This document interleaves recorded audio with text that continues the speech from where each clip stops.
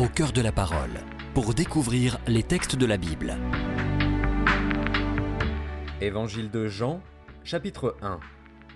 Au commencement était la parole, et la parole était avec Dieu, et la parole était Dieu. Elle était au commencement avec Dieu. Toutes choses ont été faites par elle, et rien de ce qui a été fait n'a été fait sans elle. En elle était la vie, et la vie était la lumière des hommes. La lumière luit dans les ténèbres, et les ténèbres ne l'ont point reçue. Il y eut un homme envoyé de Dieu, son nom était Jean.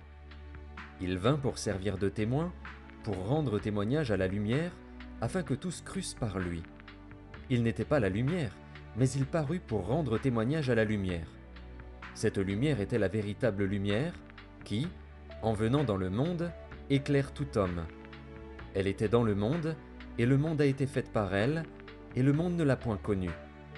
Elle est venue chez les siens, et les siens ne l'ont point reçue.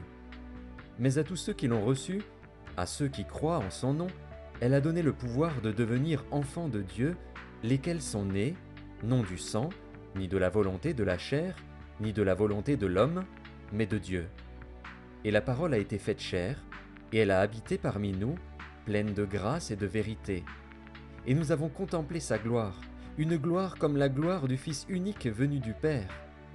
Jean lui a rendu témoignage, et s'est écrié : « C'est celui dont j'ai dit : celui qui vient après moi m'a précédé, car il était avant moi. » Et nous avons tous reçu de sa plénitude, et grâce pour grâce. Car la loi a été donnée par Moïse, la grâce et la vérité sont venues par Jésus-Christ. Personne n'a jamais vu Dieu.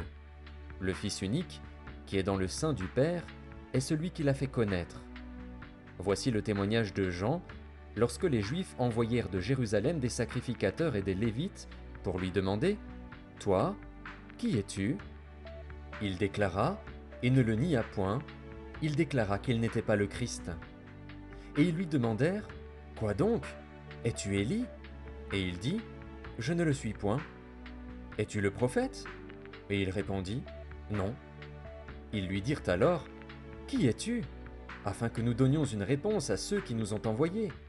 Que dis-tu de toi-même ? » Moi, dit-il, je suis la voix de celui qui crie dans le désert : « Aplanissez le chemin du Seigneur, comme a dit Ésaïe, le prophète. » Ceux qui avaient été envoyés étaient des pharisiens. Ils lui firent encore cette question : « Pourquoi donc baptises-tu, si tu n'es pas le Christ, ni Élie, ni le prophète ?» Jean leur répondit : « Moi, je baptise d'eau, mais au milieu de vous il y a quelqu'un que vous ne connaissez pas, qui vient après moi. Je ne suis pas digne de délier la courroie de ses souliers. » Ces choses se passèrent à Béthanie, au-delà du Jourdain, où Jean baptisait. Le lendemain, il vit Jésus venant à lui, et il dit : « Voici l'agneau de Dieu, qui ôte le péché du monde. C'est celui dont j'ai dit : après moi vient un homme qui m'a précédé, car il était avant moi.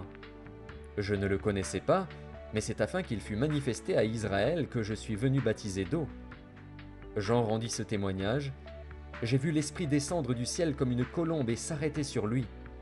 Je ne le connaissais pas, mais celui qui m'a envoyé baptiser d'eau, celui-là m'a dit : celui sur qui tu verras l'Esprit descendre et s'arrêter, c'est celui qui baptise du Saint-Esprit. Et j'ai vu, et j'ai rendu témoignage qu'il est le Fils de Dieu. » Le lendemain, Jean était encore là, avec 2 de ses disciples. Et, ayant regardé Jésus qui passait, il dit : « Voilà l'agneau de Dieu. » Les 2 disciples l'entendirent prononcer ces paroles, et ils suivirent Jésus. Jésus se retourna, et voyant qu'ils le suivaient, il leur dit : « Que cherchez-vous » Ils lui répondirent : « Rabbi », ce qui signifie maître, « où demeures-tu » ? Venez, leur dit-il, et voyez. Ils allèrent, et ils virent où il demeurait. Et ils restèrent auprès de lui ce jour-là. C'était environ la 10e heure. André, frère de Simon-Pierre, était l'un des 2 qui avaient entendu les paroles de Jean et qui avait suivi Jésus. Ce fut lui qui rencontra le premier son frère Simon, et il lui dit : « Nous avons trouvé le Messie, ce qui signifie Christ. » Et il le conduisit vers Jésus.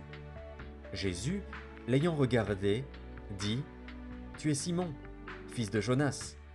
Tu seras appelé Céphas, ce qui signifie Pierre. » Le lendemain, Jésus voulut se rendre en Galilée et il rencontra Philippe.